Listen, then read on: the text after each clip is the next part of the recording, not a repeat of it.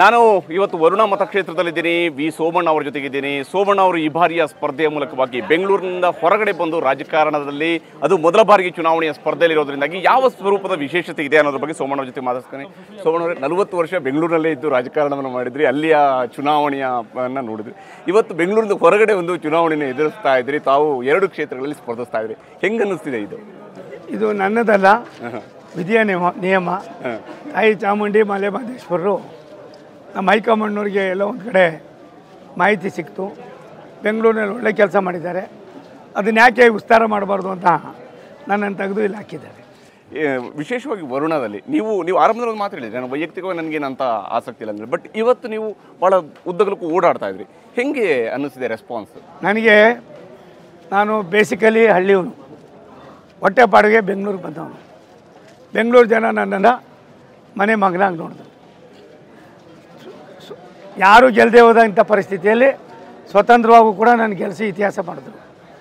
ನನಗೆ ಅಭಿವೃದ್ಧಿ ಒಂದು ಬಿಟ್ಟರೆ ಬೇರೆ ಏನು ಗೊತ್ತಿರಲಿಲ್ಲ. ಇದು ಮಾಡಿದ್ದೆ ನಮಗೆ ಕಣ್ಣು ಬೀಳ್ತು, ಅವ್ರು ತೆಗೆದು ಇಲ್ಲಿ ಹಾಕಿದ್ದಾರೆ.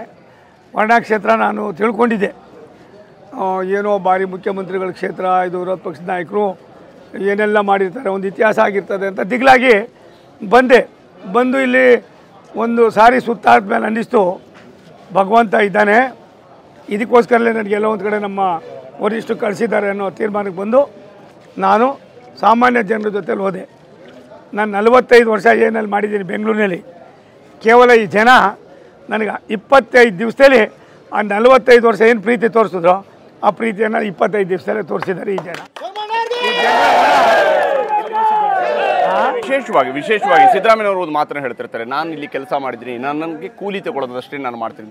ನೀವು ಯಾವ ಸ್ವರೂಪದಲ್ಲಿ ಇಲ್ಲಿನ ಜನರಿಗೆ ನೀವು ಕೆಲಸ ಮಾಡ್ತೀನಿ? ಸಿದ್ದರಾಮಯ್ಯ ಸಾಹೇಬರು ಈ ರಾಜ್ಯದ ದೊಡ್ಡ ನಾಯಕರು, ಮಾಜಿ ಮುಖ್ಯಮಂತ್ರಿಗಳು, 13-14 ಸಾರಿನೋ ಬಡ್ಜೆಟ್ ಮಂಡನೆ ಮಾಡಿದ್ರು, ವಿರೋಧ ಪಕ್ಷದ ನಾಯಕರು.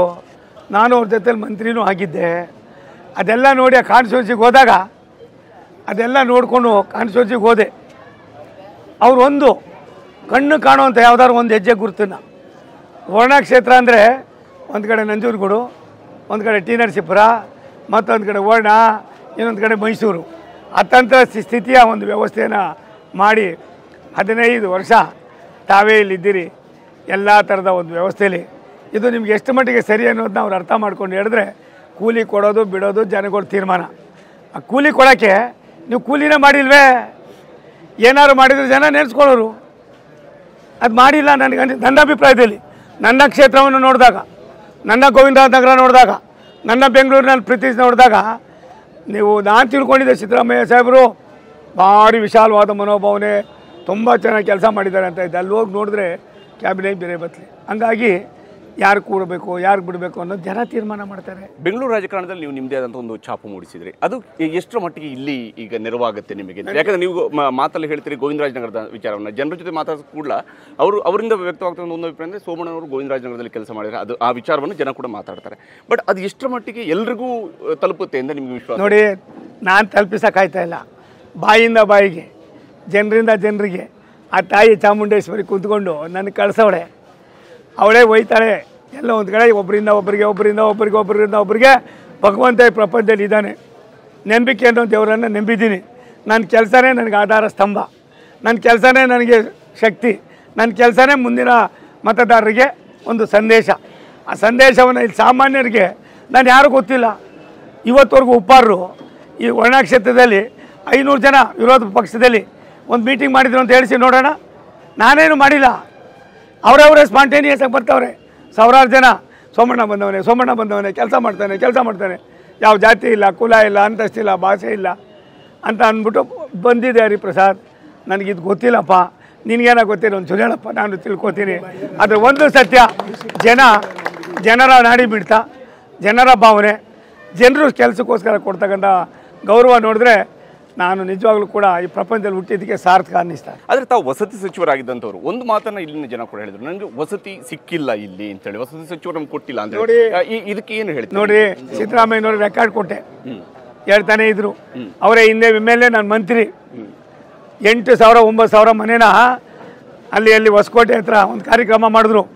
ಅವತ್ತು ಅವ್ರು ಹೇಳಿದ್ರು, ಬೇಕಾದ್ರೆ ಕ್ಲಿಪ್ಪಿಂಗ್ ಹಾಕ್ಸೋದು ಇವತ್ತು ಹಾಕ್ಸ್ತೀನಿ, ನಾನು ಎಲ್ಲದಕ್ಕೂ ತಯಾರಾಗಿದ್ದೀನಿ. ಅವತ್ತು ಹೇಳಿದ್ರು, ಸೋಮಣ್ಣ ನನ್ನ ಜೀವನದಲ್ಲಿ ನಾನು ಯಾವ್ದಾದ್ರು ಒಂದು ಕಾರ್ಯಕ್ರಮ ಮಾಡಿದ್ದೀನಿ ನಿಂದೊಬ್ಬಂದೇ ಕಡೆಯ ಇಷ್ಟೊಂದು ಬಡವ್ರ ಮನೆ ಕೊಟ್ಟಿದ್ದೆ ಅಂತ ಅವರೇ ಹೇಳಿದ್ರು. ಒಂದು ಮನೇನು ಹಂಚಿಲ್ಲ.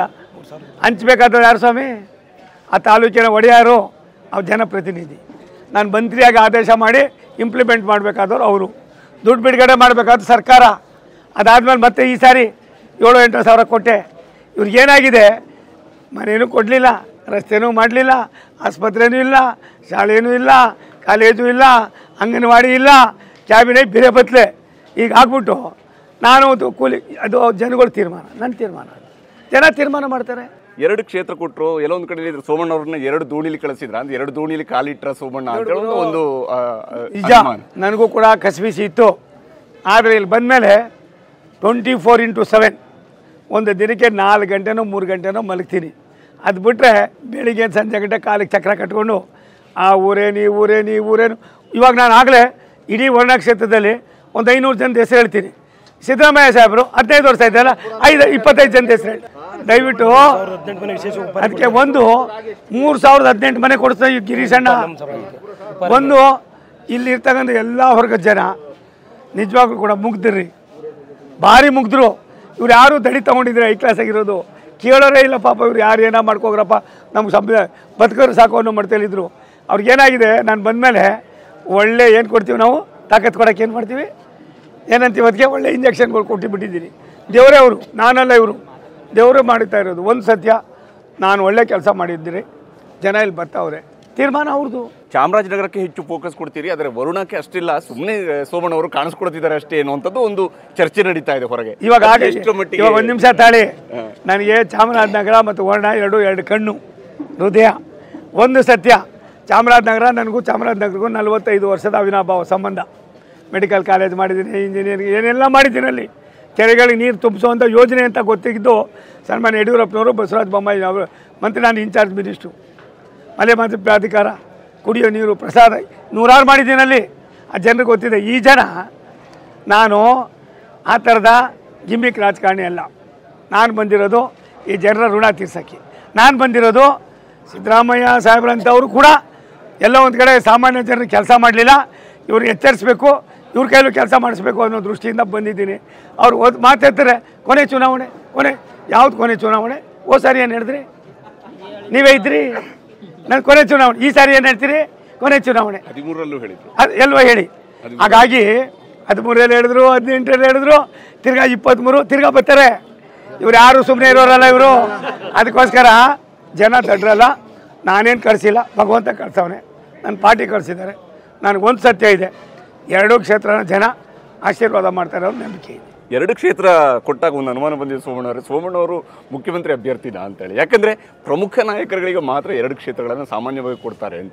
ನನಗೊಂದು ಸತ್ಯ, ಮುಖ್ಯಮಂತ್ರಿ ಹುದ್ದೆ ತೀರ್ಮಾನ ಮಾಡೋದು ಹೈಕಮಾಂಡು, ಭಗವಂತ, ನಂದಲ್ಲ.